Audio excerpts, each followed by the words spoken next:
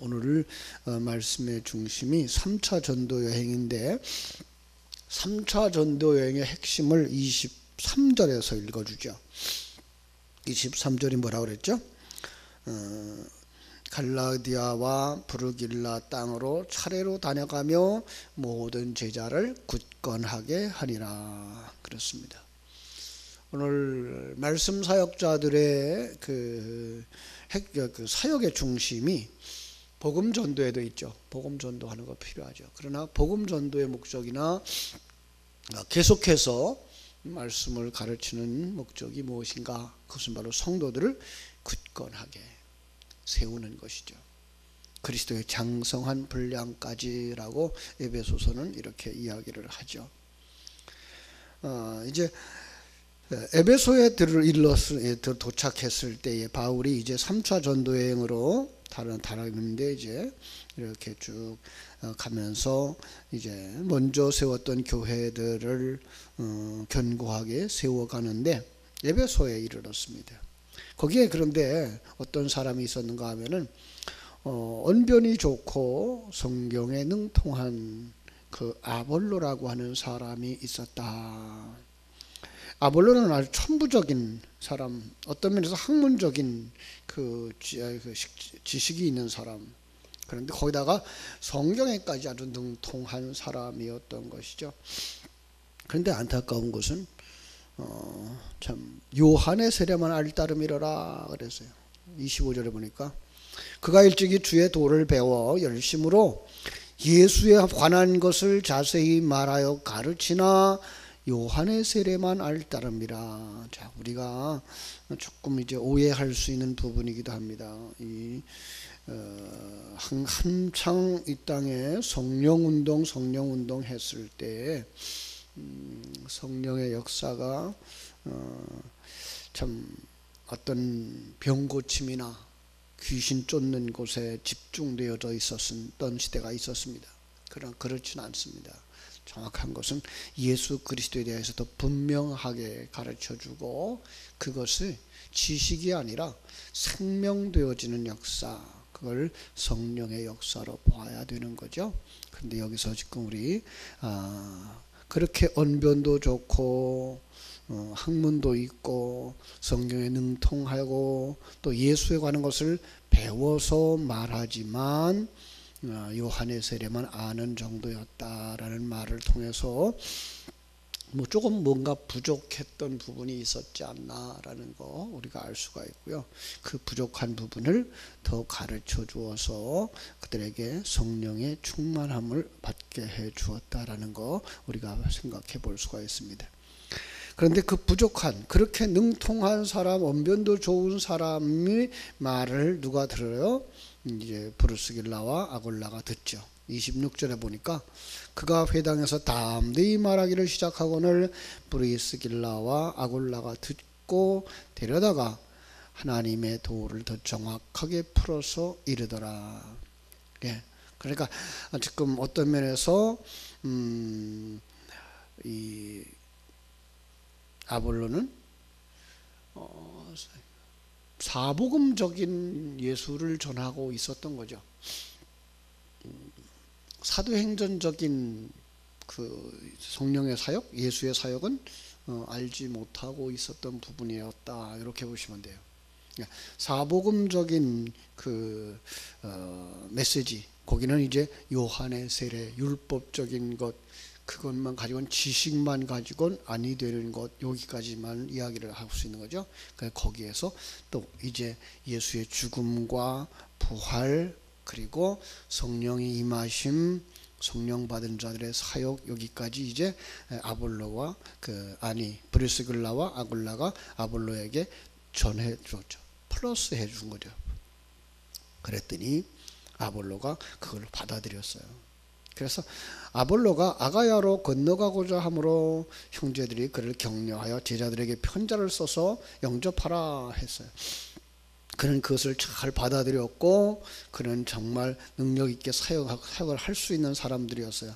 같이 있어도 더 좋을 만한 그런 사람들이 있는데 불구하고 또 그가 하나님의 인도하심을 받고 성령의 인도하심을 받아서 이제 아가야로 가려고 할 때 그들은 거기다 추천서까지 써 주어서 이제 보내는 이런 모습을 통해서 하나님의 사람들이 함께하는 모습들이 이렇게 아름답구나라고 하는 것을 알 수가 있습니다. 그래서 이제 그는 아가야로 가서 어떻게 했을까요? 28절에 그 앞에 붙어 있죠.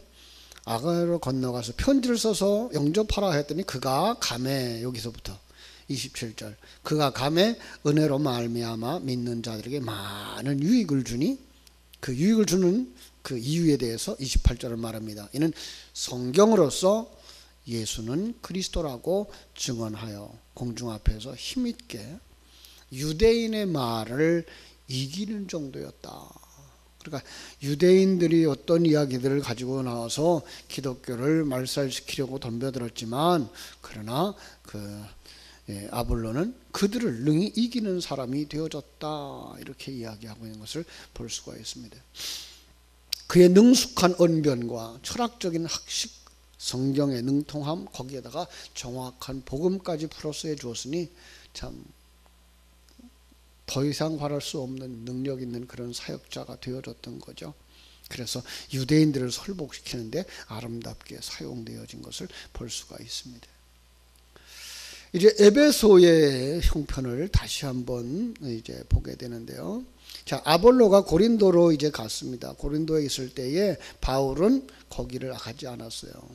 바울은 윗지방으로 다녀서, 이 윗지방이라고 하는 건 어딜까요? 브리스길라고, 윗지방이라고 하는 것은요, 이전에 복음을 전했던 장소죠. 갈라디아 지방, 부르기아 지방이죠. 거기를 이제 들러서 어디로 와요? 에베소로 왔어요. 에베소에. 자, 에베소에 전에 18장에서 더 있어주기를 원할 때 성령 하나님께서 하나님의 뜻이면 너에게로 다시 오리라 라고 이야기를 했던 것 기억하시죠? 그렇게 약속하고 떠났는데 3차 전도 여행에 이제 바울은 이 에베소를 들르게 된 거죠. 자, 에베소는요, 당시 점점 더 경제적으로 이렇게 쇠퇴해져 가는 상황이었어요. 정치적인 그 중심지 역할도 점점 이루어져가는 그런, 그래서 정말 그들이 그 도시가 쇠퇴해져 갈까봐 그때 그들은 아주 그 이제까지 섬겨오던 아데미 여신을 더욱더 열심히 섬기는 이런 사람들이었죠. 그래서 그 여신의 신전, 아주 세상에서 그 불가사의한 일, 세계 7대 불가사의 중에 하나가 이 아데미 신전이라고 할 만큼 아주 웅장하고 화려하고 대단히 그 규모가 컸던 것 같아요. 자, 바울이 여기에 다시 도착을 해서 이제 어떤 제자들을 만났다, 그렇게 돼 있어요. 19장 1절. 에베소에 와서 어떤 제자들을 만나 이르되 너희가 믿을 때에 성령을 받았느냐. 이게 어떤 제자들은 어떤 사람이었을까요? 아마도 아볼로가 그 에베소에서 브리스가와 아굴라를 만나기 전에 성경의 그 가르침을 받고 그 아볼로의 영향으로 말미암아 예수를 믿었던 사람들을 이렇게 볼 수 있을 거예요. 왜냐하면 브리스길라와 아굴라는 성령에 대해서 가르쳐 줄 수 있는 사람이었는데 그걸 알지 못하는 사람이었고, 아볼로는 그것을 알지 못하는 사람이었기 때문에 아볼로에게서 배웠던 사람은 아닐까라는 생각을 할 수 있는데, 그들에게 이제 바울이 물었어요. 너희가 믿을 때에 성령을 받았느냐? 자, 그랬더니 그들이 성령이 뭐예요? 그러죠. 성령이 뭐예요? 성령이 뭔지 듣지도 못했습니다. 바울의 생각은 성령 충만하지 아니하고 성령 받지 아니하면 생명이 없는 사람, 이렇게 여겼죠. 요한복음 3장에서 예수님이 그렇게 말씀하셨죠. 성령으로 거듭나지 아니하면 하나님 나라를 볼 수 없느니라. 예. 그러니까 하나님 나라를 알 수 있는 건 성령으로 말미암아서라는 거죠. 그러니까 하늘나라 생명을 가지는 건 성령으로 말미암아서라는 거죠. 근데 성령을 알지 못하면 그들이 뭐예요? 지식적인 건 가지고 있지만 그들이 생명이 없는 거죠. 자, 이건 우리들에게 중요한 얘기죠. 우리들도 마찬가지예요.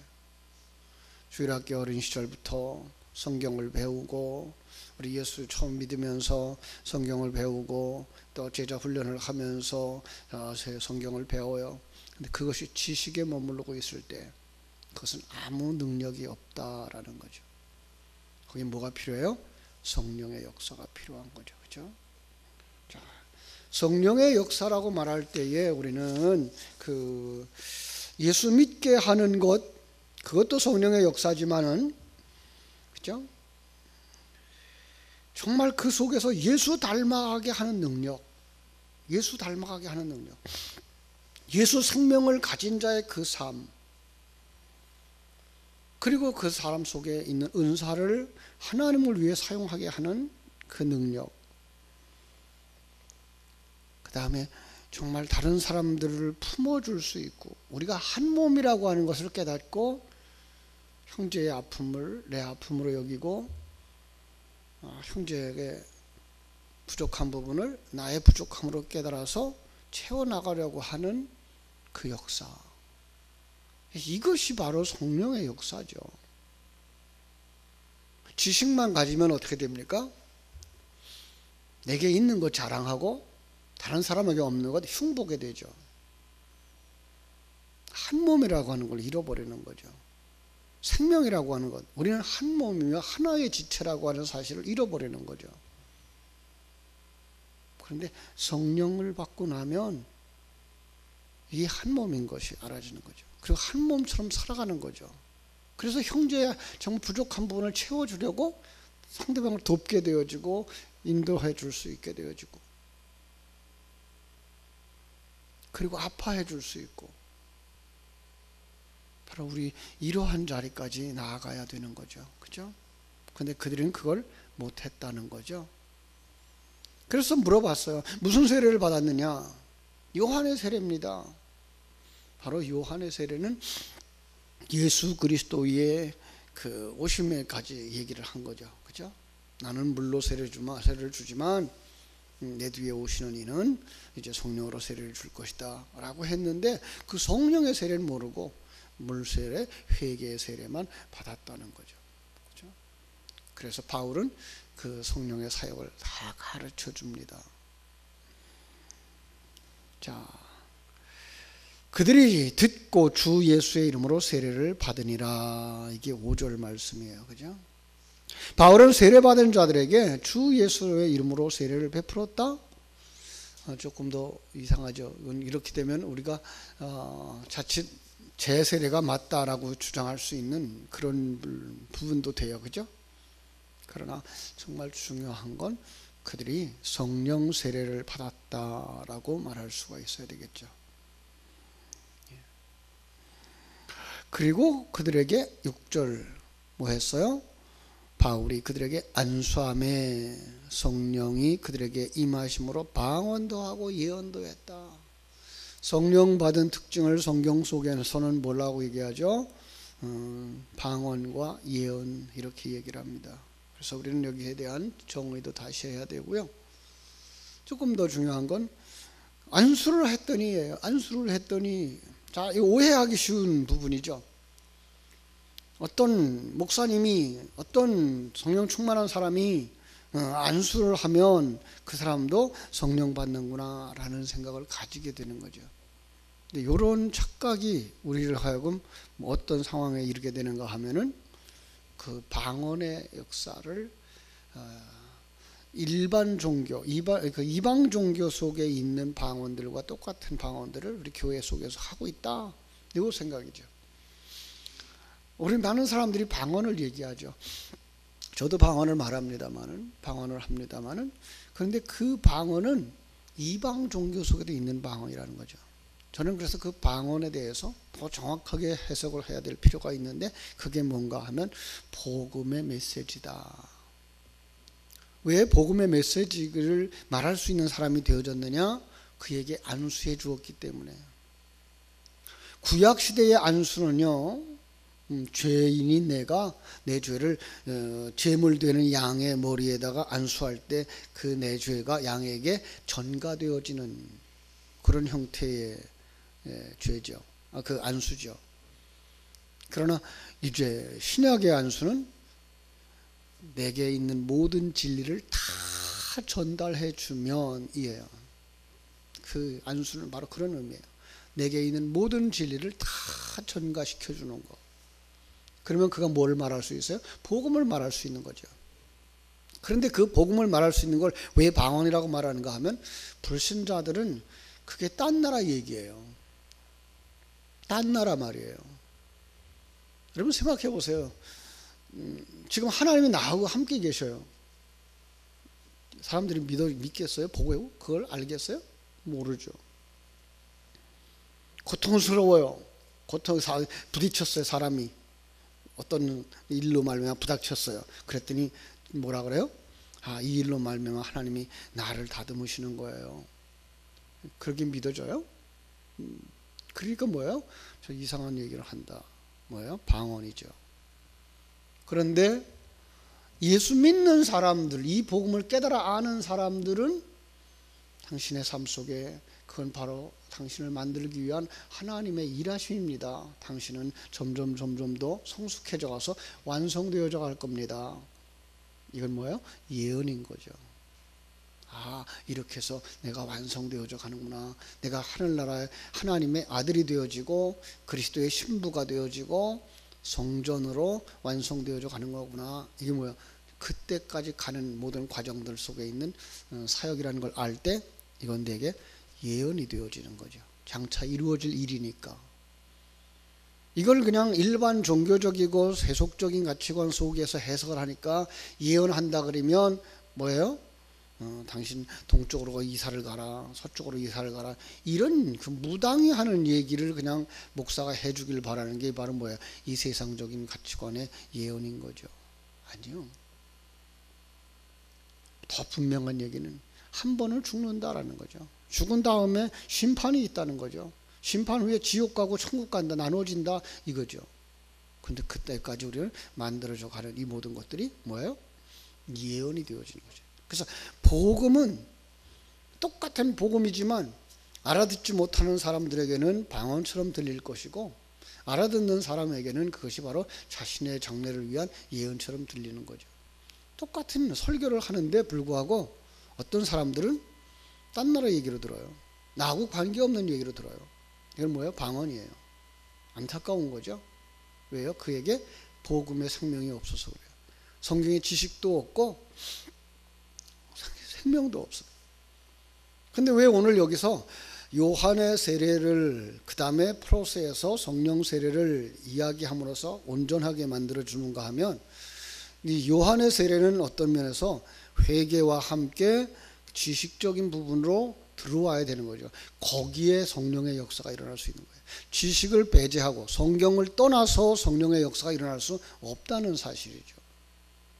우리는 그걸 이해할 수 있는 사람들이 되어져야 할 것입니다.